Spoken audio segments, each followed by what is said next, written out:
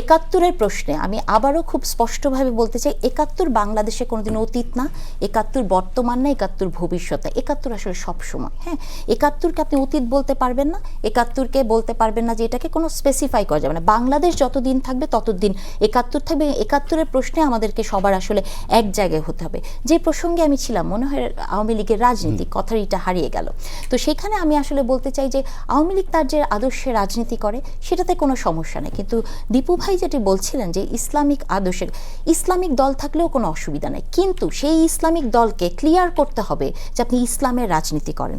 সেই ইসলামিক দলকে যে কোনো না কোনো ধরেন আপনার অ্যাম্বাসিতে যে সে বলবে আমি শরিয়া করব না, পরবর্তীতে বের হয়ে বলবে আমি শরিয়া আইন চাই, আসলে সেই ইসলামিক দল, সেই প্রতারক ইসলামিক দল আসলে আমরা দেখতে চাই না।